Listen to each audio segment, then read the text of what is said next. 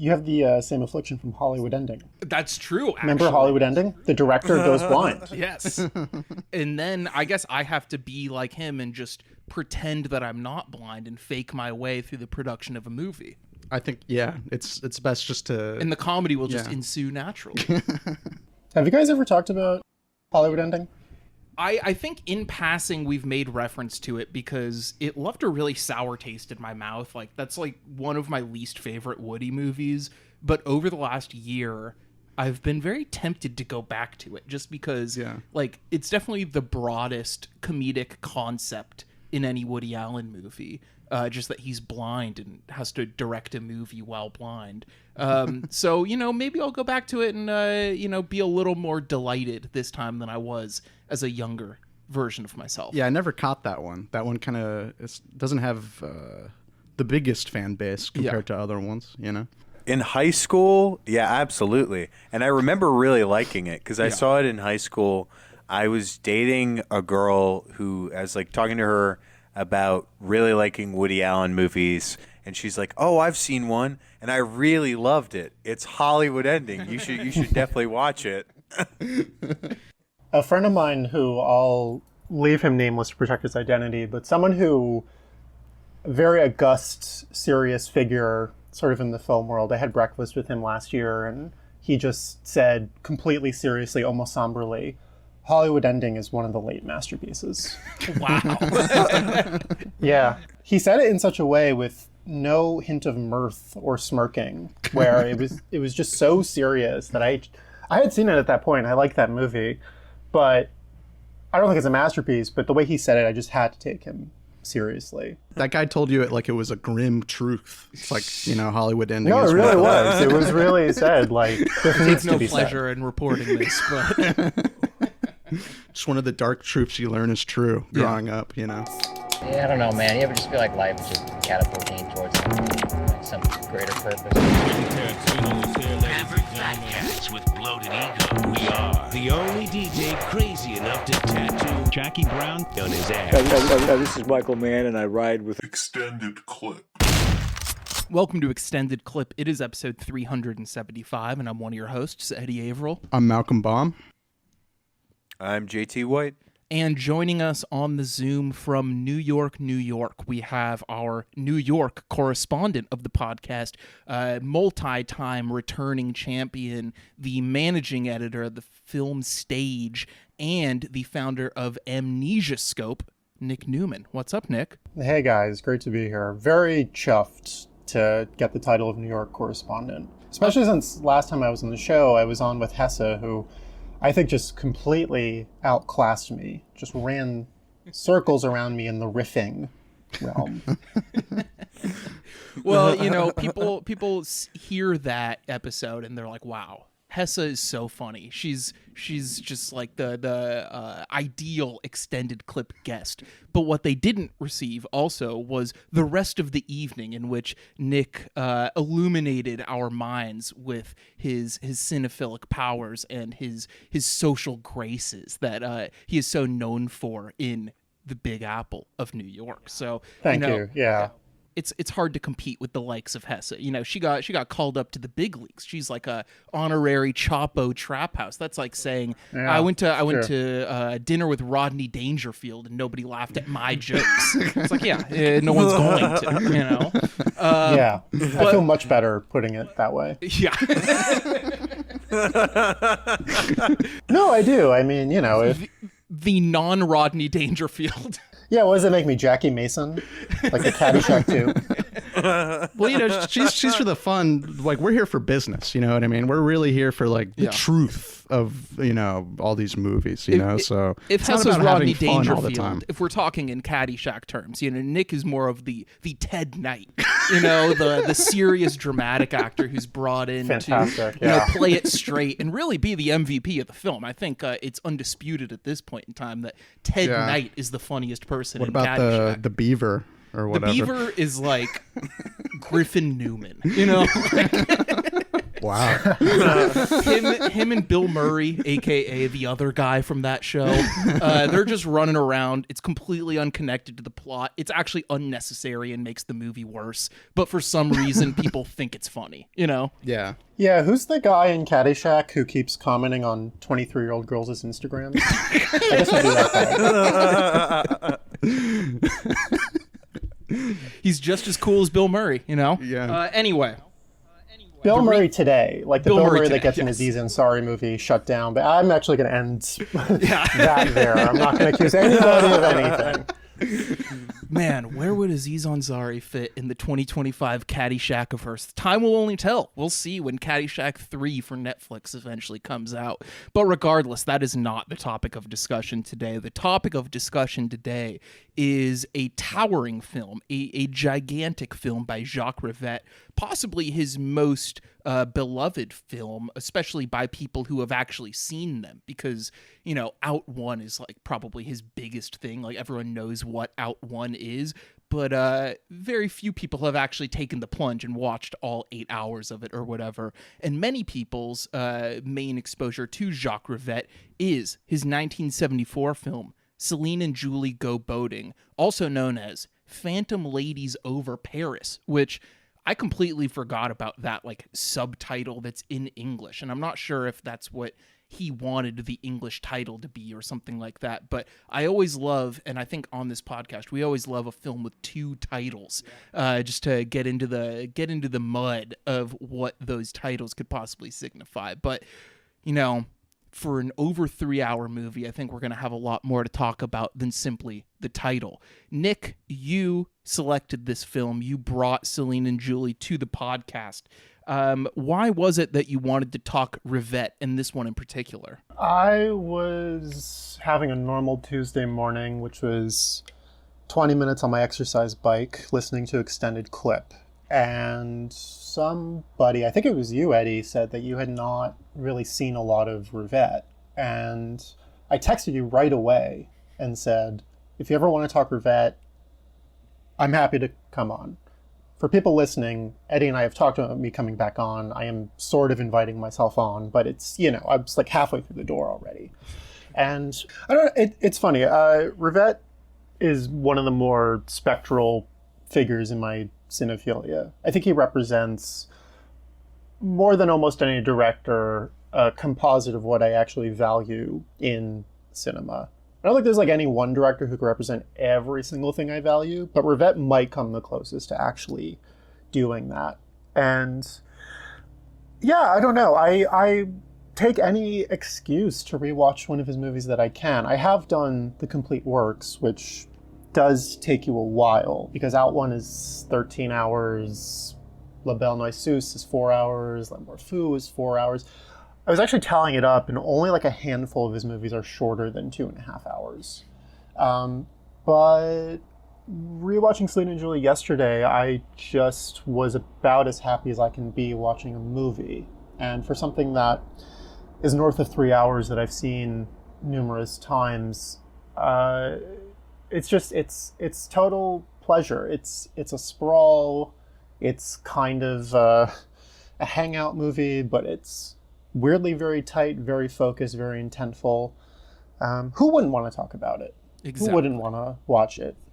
Yeah, this is a movie that has mystified me for the better part of a decade. I watched this like when I first started going to repertory cinemas in Los Angeles. I realized that, you know, south of where I lived in the San Fernando Valley, there was a great cultural hub of cinema that I'd been missing out on my entire life. And I started going to, you know, the Cine Family, among others. And that is who played this film on 35 millimeter in a very awkward production where they were missing one reel.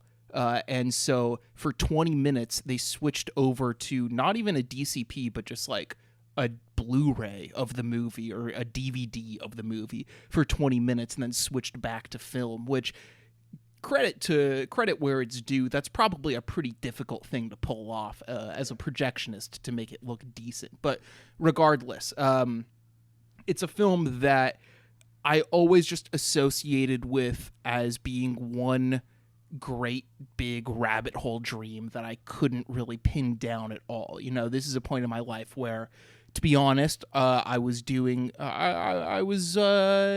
taking advantage of recently legalized substances and illegal substances still at that point, in some capacities, much more frequently than I do now. And I think maybe my brain didn't quite have the chemistry to make sense of this film, but regardless, the feeling that it brought about is one that stayed in my brain for about a decade until the more mature version of my brain revisited the film yesterday. And I've seen a couple Jacques Rivette films along the way, but much less than I want to, because he's someone who really does a lot for me in a way that is similar to the late, great David Lynch, to the point where one of the cinephilic events that I've been the most jealous of over the last decade was in Boston. There was a retrospective, I believe at the Harvard Film Archive, of Lynch Rivette double features. And I mean, those double features like start at 5.5 hours, you know, so that's already going to be a test. But the hand-in-hand nature, like the way that those filmmakers complement each other so well, and how we are actually recording 2 episodes today, the latter of which is on a David Lynch film, it has always stuck with me. And where Lynch veers into the surreal horrors of the world, Rivette, I feel like, is someone who uses the playfulness of the theater more than anything else. And like, he's connected to theater in the way that David Lynch is almost connected to like sculpture and other visual textured 3-dimensional arts, and the way that those art forms creep into his cinema. And they're both surrealist filmmakers to an extent, and this film is no exception. Of course, this is it's a film about girls being into magic. And if you told 18-year-old me, this over 3-hour movie about 2 French girls who are unified by their friendship and love of magic, I would be like, all right, this is going to be a big old waste of my time. Yeah, don't they already have that on the Disney Channel? Yeah, can I convince my date to see something else? What? I'm seeing this by myself? We had the Lynch Rivette Retro in New York at Lincoln Center, which was, that was really obviously amazing. For years, like 3 years, I walked around with the Lynch Rivette tote bag, which you can look up online, which was like illustrations, one side Lynch, other side Rivette. And I always remember my buddy Andrew telling me that I can really decide what kind of fuckboy I want to be when I go out based on which side of the bag I have facing out. That's true. Rivette's a little more like esoteric. That's like, it's like I'm gonna get the intellectuals. Yeah. Or I'm gonna teach you something new, type thing. Oh yeah, a lot of people on the New York City subway stared at the Rivette side of the bag. I caught people looking at the illustrations having, I don't want to say no idea. Maybe they were huge cinephiles too, but it was an eye catcher. I was educating people, yeah. All they had to do was look at the bag, and they're like, I'm educated now. Oh, Rivette, it's like Lynch. Yeah. Okay, I'm gonna watch one of those. Yeah. Have you seen any Jacques Rivette films before this? Just the one we did for the podcast, Le Belle Noiseuse, right? Yeah, or Le Belle Noiseuse. Noiseuse. I almost forgot we did an episode on that one a while back, and that is a that was an early tremendous episode. movie. That was I believe friend of the pod Emmett brought that one on in a double feature with the documentary about R. Crumb. Two portraits of perverted artists, if you will. Yeah. JT, I think I remember you telling me you and Nico did Out One together, right? Yeah, we were like, it was during COVID, and he was in Philly, I was in LA at the time, and we both were like, okay, we don't have really anything to do. We're going to block out a whole day where like we scheduled in breaks to do it, and like meal times, and we would call and chat at a certain point in it.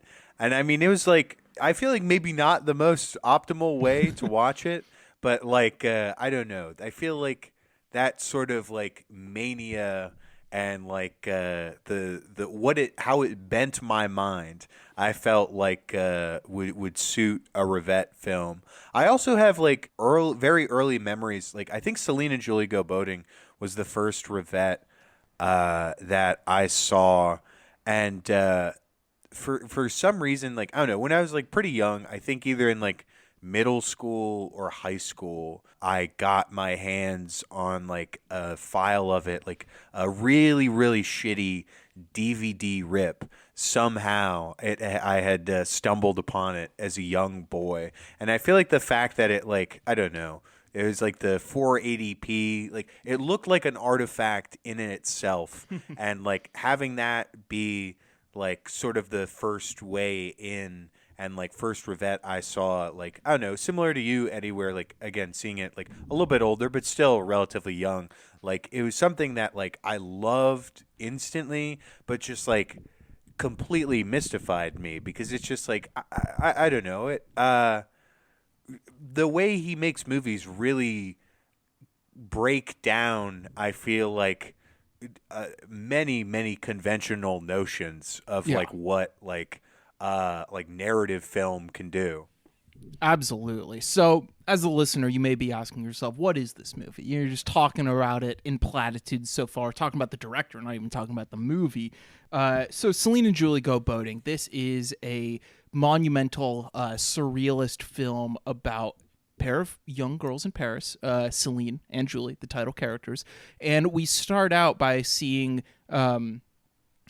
Julie on a park bench. This is the opening image that we'll return to later with an asterisk. And she sees her future best friend walk by and drop, some items that she's carrying along the way. So she picks these items up, tries to return them to her, and a la Alice in Wonderland, is lured into a life-changing series of events, or maybe even world-changing series of events that lead them into the surreal. They kind of have this weird, like, forced upon friendship at first that turns into a very real bond. I mean, like, it goes from one of them chasing the other down with her belongings to them living together as best friends within like 30 or 40 minutes or so. And eventually they stumble upon a magic house. This is a house that Julie is aware of at first, and tells her friend about. And at first, one at a time, they go in and are subjected to a strange dream-like chamber drama, and then just kind of thwarted out back onto the porch of the house with a magical candy in their mouths. And then eventually they realize that the candy is the transportative key that the house is giving them to be able to witness this dream-like drama unfold from the comfort of their homes. Even when they're sucking on this candy, they are both transported and also just watching this drama unfold, both as voyeur and as participant. And so this drama unfolds over and over again, and it then starts to relate to the theatrical exercises that Rivette is so renowned for including in his films, with these two, as I said, spectators/participants joining in the drama and trying to find a way to prevent the inevitable tragedy of the ending of this drama, which is, the death of a young girl. So, in short, this is basically like French Inception for girls who believe in magic instead of dreams, I guess. And in that regard, it's basically a masterpiece.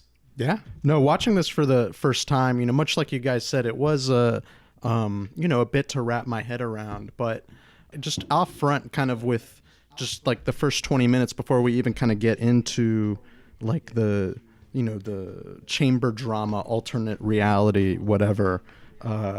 It just kind of like, it's just a movie that feels like it just moves at its own pace, and kind of like there's just a freedom that kind of anything will happen. But at the same time, it feels very casual and very true and like kind of realistic. Even, we don't get into the supernatural quite yet. But even when that happens, there's still a way that there's just something impressive about kind of like the casual nature of everything. Yeah, it's like it's playful, you know. I think a sense of play is one of the great themes of this film beyond magic and friendship, I guess. And this childlike sense of play is evoked, and it makes you think, like, where does a childlike sense of playfulness belong in adulthood? You know, that's a question that I find myself asking, you know, watching this film, where these people are, they have lives outside of these weird, surreal games that they play. You know, Celine is like a magic performer at a striptease cabaret type place. Yeah, she's a cabaret musician, which is a probably strictly French profession, it seems. And Julie is like a tarot card enthusiast librarian, which, I mean, I just love the extremely French library rules, where she's like, you can smoke discreetly. It's not like a no smoking in the library. It's like, you must smoke discreetly. Like when people vape and then they blow it under their shirt. You know what I mean? You Yeah, kinda which have to do it always like works that. and doesn't just look insane. Doesn't look like you're hot under the collar, It doesn't steaming look up. like you're looking at your own breasts and then vape smoke emerges from said man Sucking cleavage your own area. teeth. Yeah. But yeah, I think that just like the playfulness of this film is so great and demonstrated so early on, from them like chasing each other. You know, like Julie sprinting up like fucking 20 flights of stairs to chase that hill climbing tram that Celine is on at the top of Montmartre, and just like a almost touristic sense of just like running around Paris having a good time with your girlfriends, you know, before it gets into the very like strange, surreal magic playhouse theater game that it becomes in the second half. There's a good quote it's a special feature on the Criterion, which I watched, where Juliette Berto talks about how with Rivette, who she had made Out One with previously, they wanted to make what they called a summer vacation movie that started by listing what they didn't want a movie to be. And that contributed a lot to the movie's overall feeling. And it's funny because I had forgotten how much of the movie just kind of, I don't want to say coasts because that implies it's lazy, but is built off of and thrives off of just the very strong atmospherics of a summer day and a summer light. Like there's a scene where, I mean, I don't know if we've quite got to the point yet to mention that to access this alternate reality, they suck on a hard candy that looks like a Jolly Rancher and is almost like a psychotropic episode. And at one point, Juliette Berto puts the candy in her mouth, and just the breeze hitting her hair from the window with the light coming in, to me, is like one of the movie's great effects. I think it kind of contributes to the feeling that the movie has of something that could go on infinitely, and as is implied by the beginning and the end, does go on infinitely. It really is like some of the closest I've seen a movie come to a lazy summer day that you spend hanging out with your friends.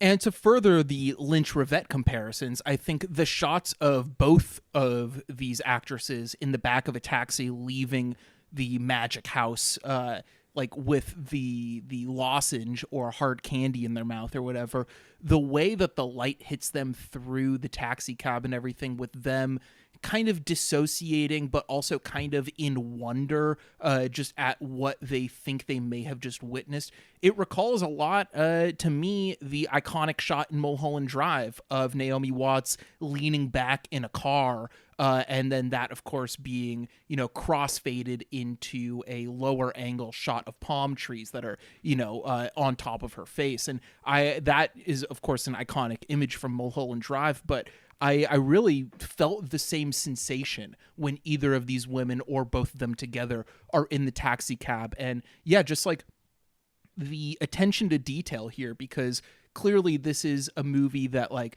looks like they could just be running and gunning across Paris on the fly, but you have to be very precise to get that light source from the sun into the window of the taxi cab at that exact moment of the day. You know, like I feel like Rivette is someone whose films feel like things can almost happen accidentally in them, but then you kind of take a step back and realize how meticulous these films are as well. You know, like they almost feel improvised at points, and there is improvisation in some scenes, but at the same time, it's like all so part of a grand design, you know? And also, it's not just Rivette. I think something to talk about is his collaboration with his actors. Nick, you mentioned how him and Juliette Berteau, conceived of this film and their ideas about A Summer's Day. All of the lead actors in this film have a writing credit. And I feel like, the film's journey where we're watching these two girls enter this other drama that they're trying to solve, it really feels like they have an authorial position on this drama that we're watching within the film, whereas Rivette is like on the outside just directing them two, while the two women are directing everything within the story, and this like weird meta concept of authorial position on this, it just like opens up so many doorways for your mind to wander down throughout the 3-hour runtime. It's like, it's a film where it's not always like crazy shit happening on screen or whatever, but it's very hard to get bored during this film because there are always going to be narrative and thematic questions beyond which one is which sometimes can get confusing in the first half when they're like helping each other out, one going to the other's job for her and whatnot. Again, this sense of play leading to them kind of swapping identities a little bit in the first half here and there, just as friends do on a whim to, be playful young people. Yeah, no, there's a casualness to it that I think is so fun, and I feel like makes it very easy. Even though, despite like, I think sometimes like you're like, especially first watch, trying to get into it, trying to wrap your brain around it. But I think the fact that it has that like playful approach makes it so easy to get into.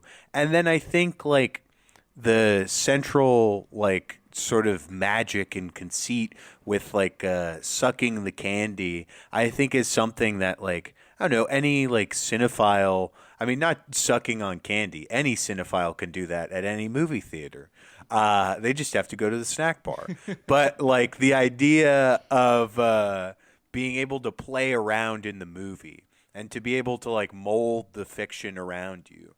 Like at one point, like I don't know, there are times like them like sitting down and recalling the events, and it's sort of being like the back and forth. It feels like a female Beavis and Butthead, where they're like at times like we've seen this before. This is boring. Like I don't know, the level of malleability there with like fiction and like them trying to insert themselves in it, I think is just such a fun interactive way that I don't know. Again, it's so like playful and casual, but like offers so much like commentary and so much to read into the way we like interact with like cinema and theater and just like fiction in general.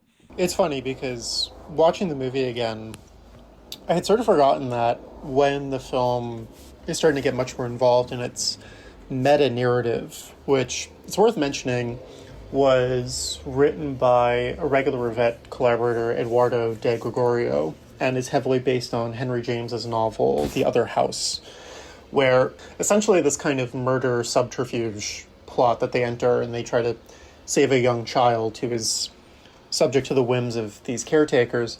There's a point where I think it's Julie kind of makes like a snoring sound to tell you that she's bored, but Celine has a bit of a riposte saying, no, I'm into this. I want to see what keeps happening. And it is played kind of as a comic beat, but what's funny is that when it happens in the movie is a moment in the movie where maybe you could start to shift in your chair a little bit, wondering, how interested am I actually in this new narrative that's starting with this kind of stately, austere dressing? And I think at that moment, the movie actually, it's one of the only movies I've seen that actually encourages different responses based on how the characters respond. Like, it's almost like it creates 3 layers between there's you, there's the characters in the film, there's the characters watching the characters in this other film, essentially. It's a very strange thing that, I don't know, I can't think of many examples of a movie actually giving you that option. 9 times out of 10, you would have characters in the theater, and to signal that, you know, the date is going badly, the girl falls asleep while the guy is still there, or one of them walks out, or they are kind of goofing off in the theater or something. This is a very rare case where I think the movie is kind of open and, as JT said, malleable to how you're going to react to the fiction within the fiction.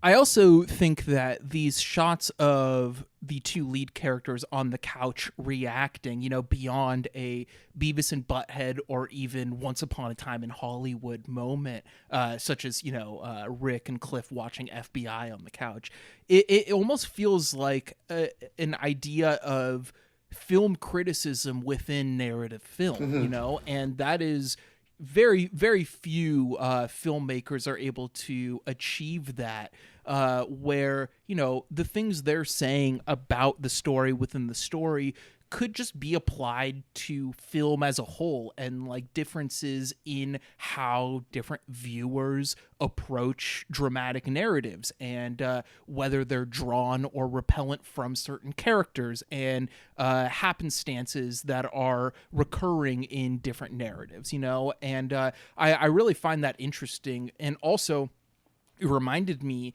and this is a very long way to get here, but I will start by saying what it reminded me of is The Sopranos, in which Tony's scenes with his therapist work as something of film, or I guess TV criticism within the show, where you're watching the dramatic scenes of The Sopranos, and then you get a scene where Tony and Melfi are essentially analyzing the psychology of the scenes we've just seen before.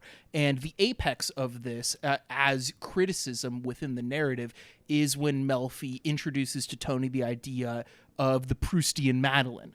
And this is something that comes back in Celine and Julie. This is this thing where they go into this house and you get these like weird jump cuts and blackouts, and then they're thrust back onto the porch. And it's only when they have the taste of the sweet that they're able to remember this narrative that's been implanted in their brain, much like, you know, Proust's Madeline opening up this hole of memories, or of course in The Sopranos, Tony, every time he sees a package of cold cuts, you know, unlocking these traumatic memories of his past. And it's such a clever narrative device where it's like both one of the great, more artistic ways to launch into flashbacks or meta narratives or sub narratives, but also in the larger scale of things be a work of critique alongside a work of narrative. Once the you know, the alternate reality chamber drama starts to pop up, and you kind of get the gist of what's going on there, you can't help but think of the movie you've watched an hour beforehand, where you're free of kind of traditional narrative mechanics and stakes, and you're transported to, you know, this world where you kind of have the traditional movie that has that, and kind of feels maybe a bit stuffy, a bit confined because of it. And I feel like just that great contrast, you know, just really works for me. And you know, with them watching it too, it's also kind of with the Beavis and Butthead thing and all that. Yeah, it really does kind of feel like you know, because they do have lives, but they're kind of confused, right? Like, I feel like a good 7 minutes of that hour before is kind of just Julie walking around, not knowing where she is, you know? And like, it kind of feels like it kind of feels like they're also like, it is like the classic way, you know, just movies, TV is an escape from reality, you know what I mean? And just kind of them doing that, and kind of, you know, hard candy, you know, you can't help but think of, you know, like drugs too, you know, people you know, like, you know, smoking weed before seeing a movie, or just like that classic activity of just hanging out and, you know, kind of watching a movie with your friends. You know, like if I sit and watch a movie with you and I keep making jokes about like how it sucks, if it's a good movie, that's obviously a shitty thing to do, but that like forms your opinion of it. You know what I mean? Like, that's like when watching a movie with someone, you could kind of create the experience that you want through how you interact with it. Of course, in a theater, you're mostly just sitting and, you're being respectful of the other patrons, but, Always respectful. always respectful, I'm yeah. so sorry to disappoint listeners who, find Malcolm and I at the movies in Los Angeles and sit behind us expecting to just get podcast level riffs during Mystery the movie. Science Theater 3000 style riffs. Yeah. Unfortunately, we are respectful patrons. We have our hands folded, I am glad that the one time a listener sat behind us at a movie, you didn't tell me until after. True. I guess someone alerted Malcolm. Like Malcolm was, holding down the fort while I went to get some peanut M&Ms. And I guess someone had told him that they're a listener of the show. And I'm glad I didn't know that until you told me after the movie, because I would have felt the pressure to, during the movie, just shout out some riffs during a screening of Woody Allen's Another Woman that we were attending together. Yeah, great screening. I wish I talked to him more. That's a misconnection. Well, if you're listening, here's the more conversation. Exactly. Here's more. Yeah. You get as Yeah. much Malcolm as you want in your earbuds. Yeah. Unlimited Malcolm, as long as you're paying the True. $5 a month. Yeah, the solo podcast under the Extended Clip Network coming soon. Oh God, yeah. Yeah. Who knows? Well, Hey, maybe every oh, time God, he like I was sucks French. on a hard candy, he pops back to being behind you. Yeah. He sucks on a peanut M&M, Yeah. and he's sitting back behind you. If only, right? If only. Yeah. Speaking of glimpses into our personal lives, like that was just, for Malcolm and I do love the little glimpses of the lives that these two girls lead outside of the surreal house that they visit, such as Celine's job as the magician Cabaret. One of the best scenes in the movie is later on when so Celine is inside the house and Julie goes to like fill in on a shift for her at the cabaret, and is very humorously like ungraceful doing like the striptease style dance, and doesn't really have much going for her in the realm of like pleasing these patrons at the place. So she then just like freaks out and calls them cosmic twilight pimps, which is a very strange insult, a very like French art house insult. Yeah. But in America is a compliment. in America, it is a compliment. You're just all a bunch of pimps. Oh, thank you very much. But it made me think, how much worse is her show really than her friends? Because Celine's show, she's doing this like total bullshit magic trick where she's just like pulling a cloth through the middle of a record, and like I don't really understand what the magic is there. Well, it's like the stage bound version of just like doing the thing where you pretend to cut your thumb off. I don't know if the guys there are necessarily there for the magic tricks. You know what I mean? I think they might be there for more for the cabaret. Oh, are you talking about the male gaze? Ah, yes. See, I do not watch movies with this gaze. I put that aside before just to no, but that it is a funny like when she starts ranting at them, and it's kind of like she's expressing her her inner feelings, right? And it is like that's obviously the opposite of someone would want to go to a cabaret for, kind of someone you're supposed to show off your like exterior, where she's just like, this is how I truly feel inside. And I do kind of like the blank reactions from the patrons, although they do chase her, and then I do think it's kind of funny when they're chasing her and they just let her run away. I feel like there's kind of a moment being like, why are we chasing her? Like, kind of like this kind of one of the guys extreme. In that audience is Jean Eustache, actually. I don't know if you guys caught him. Oh. He's also in the library checking out a book, so he's both a library patron and a cabaret audience member. And speaking of filmmakers making appearances here, also Barbette Schroeder. Oh, really? Of Reversal of Fortune fame. Barbette Schroeder has... Who is he? He's the man in the house. He's like... Yeah, he's the The main guy guy. okay. in looks like the Frankenstein. domestic drama. Yeah. He Oh, so he's the he has the coolest 6 degrees of separation, though, because if you look at Barbette Schroeder's filmography from acting and directing, like I once wrote down a little like cosmology of Barbette Schroeder, which is the link between Juliette Berto and David Caruso, between Sandra Bullock and Idi Amin, because he made a very good documentary about Idi Amin, where Idi Amin threatened his life over it, actually. He also is the only person in this movie who was name-checked in Entourage, because Johnny Drama did a day on the set of Barfly with Mickey Rourke. Yes. Yeah. Oh my God, I forgot about the Barbet Schroeder connection in Entourage. That is amazing. I mean, even with that, like, that's your. Did he also shoot a later Godard film or something like that, like a Ziga Vertov group? It's very possible. I feel like he was involved with Godard at some point, which also just linking Godard and Alan Dershowitz is, something that no other filmmaker could possibly dream of. To make the connection more concrete, I'll say Rivette and Alan Dershowitz, because I'm blanking on what the Godard connection was necessarily. But for those who haven't seen his hagiography of Alan Dershowitz, Reversal of Fortune, I can't give it a glowing recommendation necessarily. We did that on the show, right? We did do an episode on it. I believe that was like back to back with when we talked about Rivette last time. I gotta be honest, because I remember recording both of those episodes at my uncle's house in 2020, right as the Bernie Sanders campaign was just starting to fall apart and COVID was starting to take over our nation. It's the last glimpse of hope we've ever had as Americans was early 2020, when we were doing ironic podcasting about a Alan Dershowitz hagiography movie.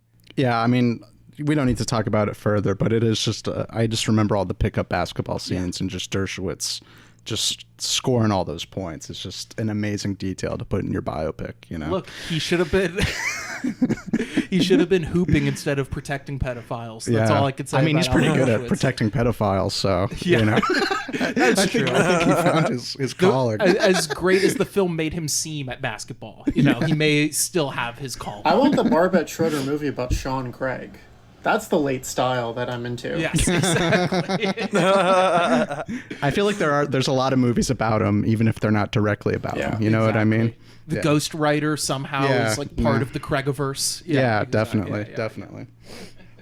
I'm starting to think. I feel like, and this is just for people who are not in our immediate circle, just nonsense, but I feel like it was like Sean Craig was the first person to gas up the Ghost Rider in our group chat like 5 years ago. Wow. So for whatever that's worth, that's one of the greatest that movies kind ever of made. falls in line with his image. Yeah. Yes. Yeah. You might Ghost Rider. You might say it's part and parcel of his image entirely, at least at this point. Yes. But anyway, back to Celine and Julie as we are in, the midst of them trying to figure out this grand drama. And as Nick said, they go to the library at one point where they see Jean Eustache again. And I just love the little like flights of fancy in this, where like even once we're so deep down the rabbit hole and actually in the kind of plot heavy section of the movie, they still have these little, as I said, flights of fancy, like them going to the library. They're like, all right, well, if we're going to do it, we have to like break into the library in the middle of the night. And to break into the library, we have to like be dressed as characters from Les Vampires, on roller skates and everything. And them just like as roller skating Les Vampires characters is awesome and like has no real function. Like you don't need that, but the fact that it exists in the film is fantastic. And again, just relates to, I guess you do need it because it's such a great reinforcement of that sense of play that's throughout this film, even in its more serious plotting moments. It's just them embracing more fictions. I mean, it's a beautiful moment in that way. And I think also coming, 3 years after Out One, which was itself a very Fouillade-inspired serial, which I think some of the stuff I've read about this movie and what Rivette and Berthaud and Boulanger have said, I do think making Out One did kind of maybe fuck them up a little bit because it was such an intense process that involved a lot of improvisation, and then the movie just effectively was never seen because it was produced for television and people in French television saw it, and obviously rejected it. Like, they were just not going to release it. And it didn't really get a proper theatrical play. And Celine and Julie kind of as... I don't know, as a kind of response to what was at the time just a grand folly. Like, I can't imagine going through the process of making a 13-hour fiction with my closest friends and then it kind of just dies on the table. I don't know, the movies that are made as sort of a response to career failures to me are always very interesting. We've been talking about Lynch. I've always thought Lost Highway kind of had that angry, traumatized quality of somebody who was at the summit and then got knocked down from it so hard, you know? No, I mean, I could definitely see that in Fire Walk with Me as well as Lost Highway. Like, you see it in Fire Walk with Me with, you know, maybe Twin Peaks as a TV production handled by ABC executives, not in the way that he wanted. And, you know, Fire Walk with Me obviously opens on that image of the dude smashing the TV. But yeah, Lost Highway is like even angrier and more just like, I don't know, transgressive, you know. It's like Fire Walk with Me is transgressive because it's like, oh, remember that TV show that you loved? Well, we're going to do something that's in title only related to it. And, you know, really just serves as an appendage to like you remember the worst thing that happens in that show? We're going to make a 2+ hour movie that ends with 45 minutes of that, you know, and starts with 20 minutes of just like a completely unrelated mystery. But this is not the Fire Walk with Me podcast. That will happen eventually in some capacity. But regardless, back to Rivette. Like this damn episode's like Celine and Julie. You know, we talk about the movie for a few minutes and then we're just we suck on our candy and talk about David Lynch. Yeah, we go into a different world, you know. Or talk about Entourage. Or just things we do in our daily life, you know. Now that I remember the Barbara Schroeder thing, it's like the fact that Barbara Schroeder and Choi Hark are only connected by Entourage also just like makes me giddy, you know, just like they are two of the major artistic filmmakers name checked in the Entourage-verse. Yeah, it's fun to hear like it's just a good temperature of the time, you know, because it's like, okay, Hark must have had some juice back then in Hollywood. There must have been something, but maybe not. I don't know. Well, but I mean, I guess he's really only known in the States at that point for the Dennis Rodman duology. Yeah, those movies. Yeah. I haven't, but yeah, you're right. I guess I forgot he made some American movies. He did. And there's that one thing that Vinny shoots in a very Hong Kong action style, and I think it's just like a cameo in another movie or something like that. I don't remember that. Whatever. We're getting way off track. See, this is what happens when you get four Entourage heads together. Yeah. Well, actually, JT, have you seen Entourage yet? No. It's a key text I need to. I'm missing out. Yeah, that is like, I mean, the icons of the podcast have slowly shifted over the years. You know, we used to be the Godard and Adam Sandler podcast, and now we're just like the Entourage podcast. The Entourage and Mad Men podcast. Don't we love prestige drama television? Yeah. No, yeah, that's what Entourage was at the time. It was supposed to be the fucking replacement for The Sopranos. And it was. Anyway, back to Celine and Julie. So they go to the library because it's like, can we figure out a way to enter this world without actually going in that house again? Because the house is scary.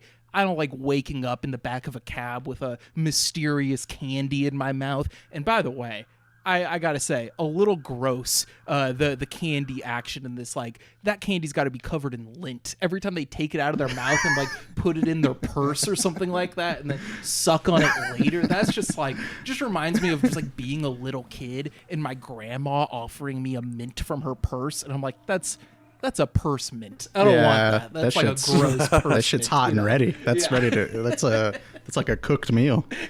It's like disgusting. A hot meal on a cold night. You know that fucking. Julie also pulls 2 pieces of candy from Celine's mouth and unsticks them and takes one for herself. And would you guys pull candy from one of the other's mouth and suck on it if it let you have a Celine and Julie adventure? That's if it could take me to a different world, I feel like you can't pass that up, you know. I don't know. I think we go to a different world every week on this podcast already without the aid of supplemental hard candies. And he's like, I really don't want to do it. I do not know what's been in that mouth, Yeah. you know? Whoa, okay. It is funny, too, because Rivette at one point did acknowledge the kind of drug angle of it. And I think his quote was something like, you could say it's drugs. I don't think it is. And I take him at his word, because I'm not sure Rivette ever did a drug in his life. Yeah. He was such a square in so many ways. Like, Boulanger has said that she would either see him at the bookstore with a huge stack of books, or would see him at the movie theater seeing the same, like, first-run movie for the third time to decide what he really thought of it. Like, I don't think that guy was taking anything. The actresses, though, who knows? Who knows? Like, that is an interesting kind of collision and speaks to what happens when you have the four lead actresses writing the film with their, like, weird, square nerd director. Yeah, no, they're probably thinking, okay, this candy device, you know, this is like in the 70s too. It's like, all right, this is a stand-in for, you know, magic mushrooms or LSD or something like that. And he's just like, no, haven't you read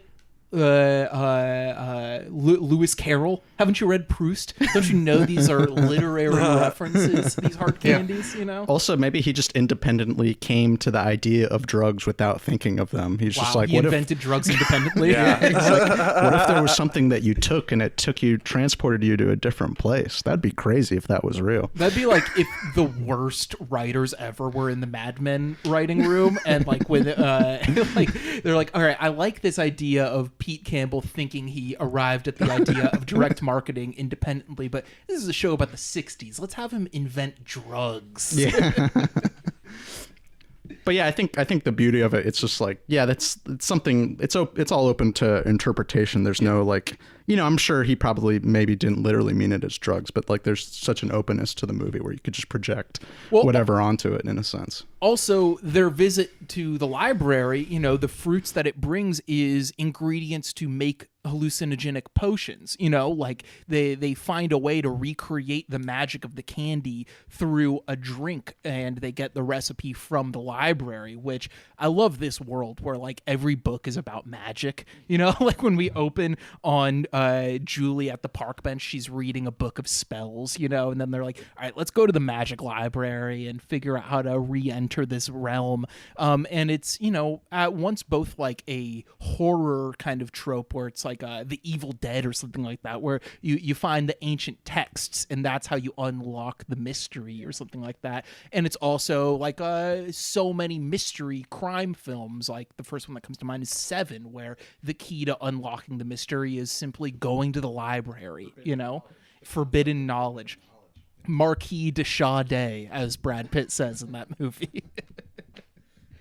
But yeah, so they're able to use this potion to both enter this realm together and like both be actors, because when we see this drama, they alternate playing the woman in white, as it were, who's kind of like the servant of the house in this chamber drama. But once they're both able to get in there, they are both playing that same character, and it goes from like the film cutting between each of these actresses at will, sometimes even within a shot as a jump cut, to them both existing on in the frame during this climactic piece where they finally do just like barely enough to distract the other characters in the narrative away from getting to the little girl in her bedroom and saving her life.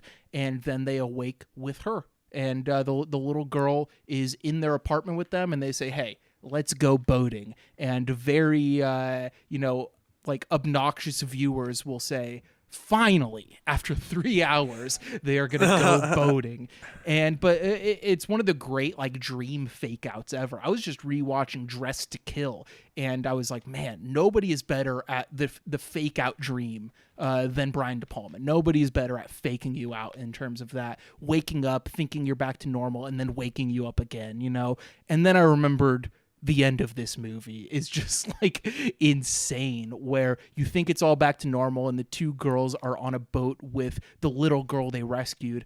And then on a passing boat, we see all the characters from that chamber drama almost taking a curtain call, as it were, passing them, making them realize, oh, are we in that world now? Like, how the reality of the two separate worlds is collapsing upon itself, and all they can do is just stare, and these characters stare back at them. And then, like that, we are back at the beginning of the film, but it is not Julie. It is Celine on the park bench, and Julie passing by, dropping items. And we then get some quick cuts of a cat that could imply that all of this was perhaps the dream of a cat, or just like implying the mysticism of, let's say, the Cheshire Cat in the Lewis Carroll story, you know. And then we realize that what we've been watching is just a segment from an ongoing loop that could last forever of these two girls entering each other's lives, entering these meta mystery narratives of magic,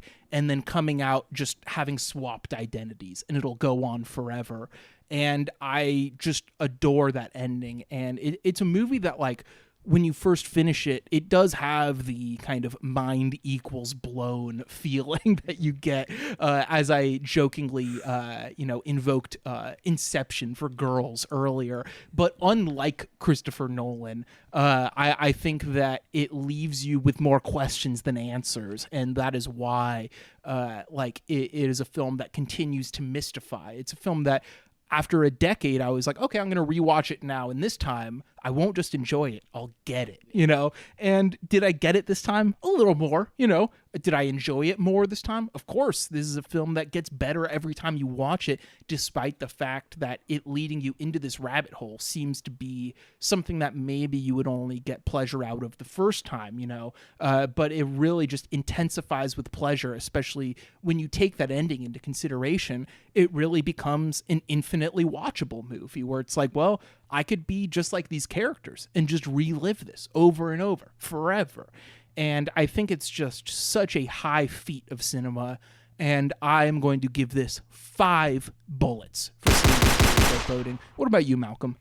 Yeah, I'm going to give this 4 bullets. I really enjoyed it on, first watch, and just enjoyed kind of like these narratives kind of clashing and kind of meshing with each other, and kind of, what one kind of says about the other. And, with kind of the two lead actresses also getting writing credits too, it is like, yeah, it does feel like a great collaboration too, because a lot of what this makes this movie work is, just kind of enjoying, hanging out with them, or just like enjoying their repartee. And like, there's the way like they talk to each other too, and kind of make crude jokes or kind of weird offhand comments too. It just feels very real to life, and kind of like real life conversation you would have with friends. Contrast that with kind of like the supernatural things going on here. It's just quite a cauldron. Also, I think we were saying, it's casual, and it is, and I think intentionally so. It has some of that kind of like hangout vibe, but it is like, I guess maybe even the better term would be kind of like effortlessness. You know what I mean? You kind of, there is a lot of intention. That's not just done accidentally, of course.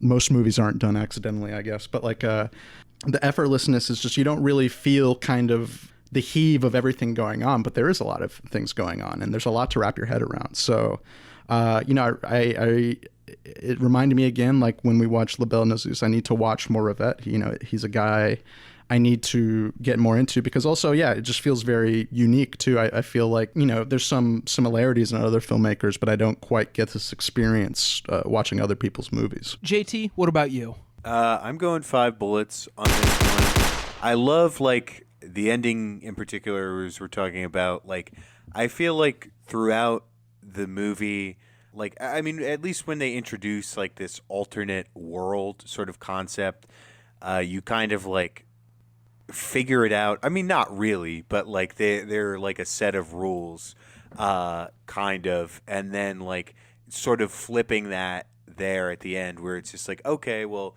you feel like you understood this, not really, we're going to open up this world like a little bit more, and then ending in this sort of like changed loop where the girls have sort of switched places as they have like throughout the movie. It's just like fun, and I feel like this intertwining of like magic and playfulness and storytelling is just so beautiful. And like with what Nick was saying about how like Rivette being like a book nerd, a avid cinephile, it's just like someone who loves like storytelling and fiction, and not to get too fruity or flowery with it, but sort of the magic that like narrative and like stories and like how that like you can always return to some of your favorite stories, and like there's a somewhat like different spin, or you might get like a different like idea. Like it's something to me that, I mean, just beyond like the fact that Celine and Julie is so playful with the form, like that shows you that there's so much that fiction can accomplish. You can tell it's coming from a place of someone who really just loves and appreciates having fun with like narrative storytelling. Absolutely. And our guest of honor, Nick, any final thoughts on this and a rating? I'm gonna give it the 4.5 bullets. So you got to fit in that little half bullet sound. It's funny. I mean, I think when I was on talking about Nocturama, which I gave 4 bullets, I talked about how I'm kind of a tough grader, maybe tougher than is necessary, too tough for my own good. And watching the movie again yesterday, I was thinking how it's kind of for me, it's like 4 bullets, which is anybody else's 4.5.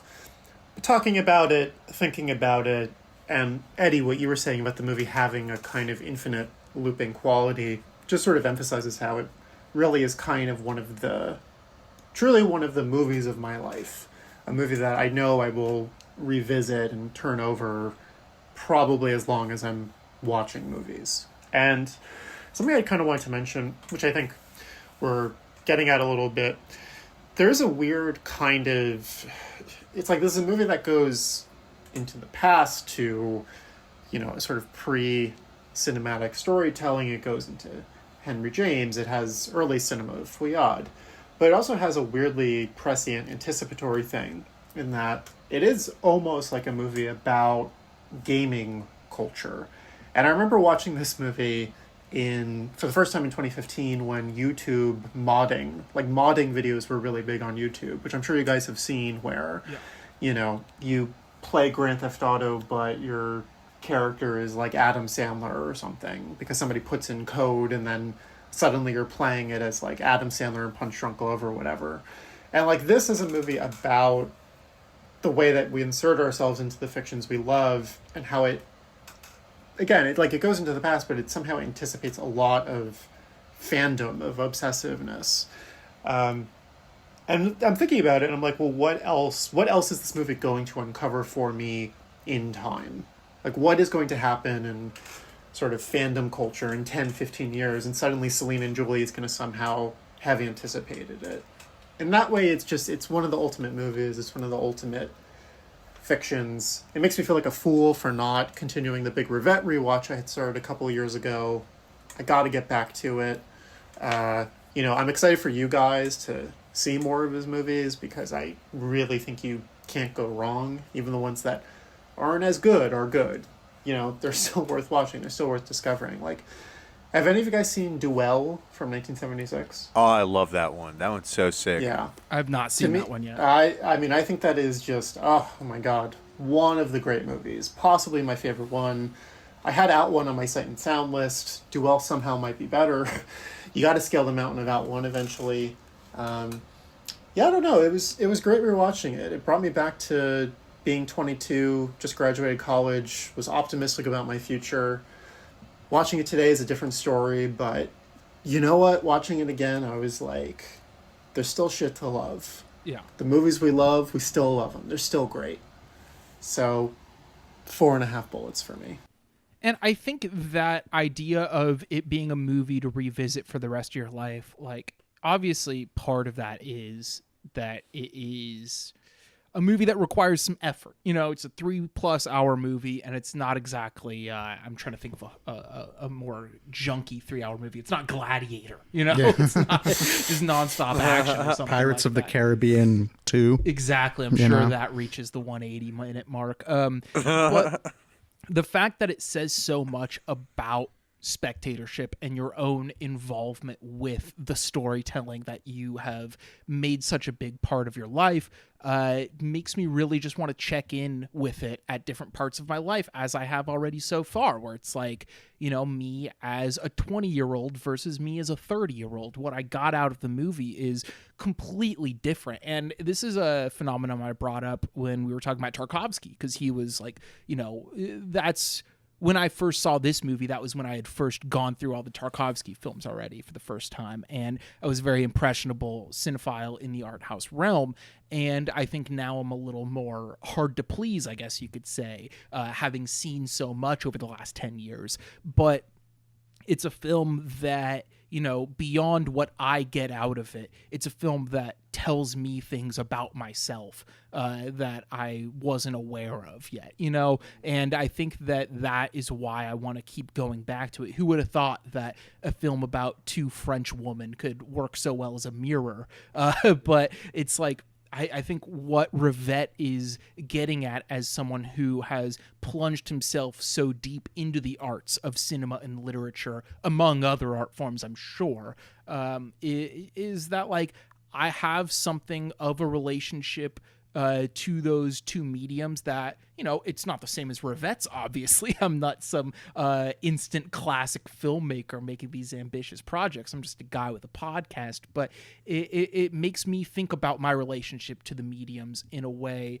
that very few filmmakers do, and where I was at 10 years ago versus now, and where I will be at in the future. And I think that that's something that's like, you can't really quantify that in terms of like the quality of the movie. Like, yeah, sure, I might not have as much fun watching Celine and Julie as I do a late period Tony Scott movie, you know, but like Deja Vu and Unstoppable aren't going to tell me about myself and my relationship to art the way that Jacques Rivette films might do. And that's what makes them just like invaluable. Yeah. And that's why I have to go 5 bullets on this, is because it's like, it's more than just the appreciation of a film. It's personal, you know? Yeah. Well, you know, there's elements of tarot and fortune telling within the movie. It seems like it's gone beyond, you know, the print. It's starting to predict things in your future. Unfortunately, I'm saying that Jacques Rivette outneeded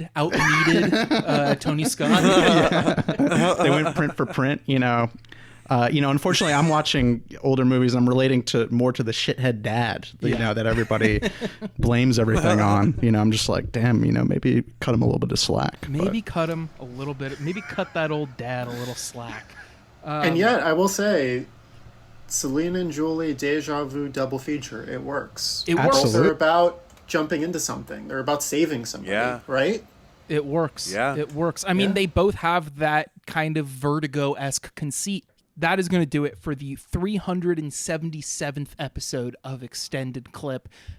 Nick, thank you so much for joining us. Is there anything you would like to promote to the listener? Honestly, no, not really. You can follow me on Twitter, Nick Newman. On Instagram is All the Tired Horses, if you really want to, you know, peek back behind the curtain.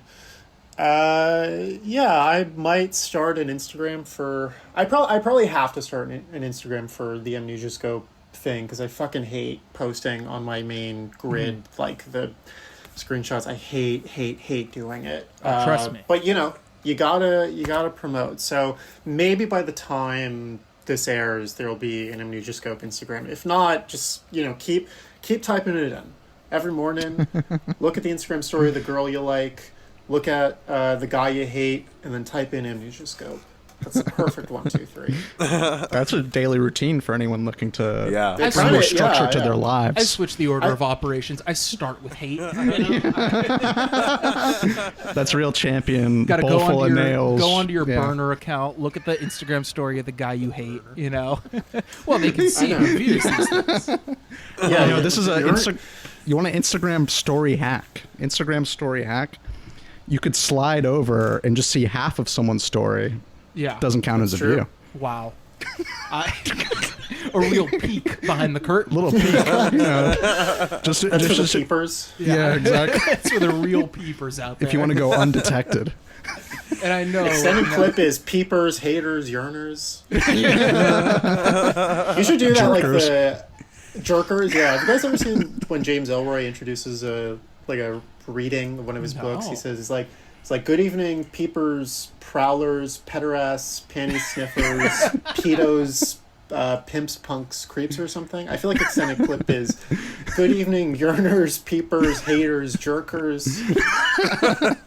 And all the other stuff he said too. Yeah. Yeah. Mark Maron style. What's up? What the fuckericos? What the fuckericans? What the fuckamalans? And with our tribute to Mark Maron, I think that will wrap up the episode. Make sure to join us on Patreon for $5 a month. You will get an extra episode every single week. Our last episode was on David Lynch's The Straight Story, and our next Patreon episode is going to be coming out on Valentine's Day. You're going to be talking about You've Got Mail. So do that. Join us on Patreon at the $15 tier, and you can be an executive producer of the podcast and select an episode select a movie for us to watch and discuss on an episode. You can also email us at extendedclippodcast@gmail.com. That is where you will send your questions to be answered on the air, which I think we are going to ignore our email because we're already at an hour and 16 on this one. So next episode, there will be an email segment. Oh. Just letting you know. I think we've been asking for some, so that's good. Yeah, I always ask. It's just rare that people reply, Yeah, I guess if I say we've been asking, it's something that we do every episode. It's something that we do every single episode. All right. Goodbye, everybody.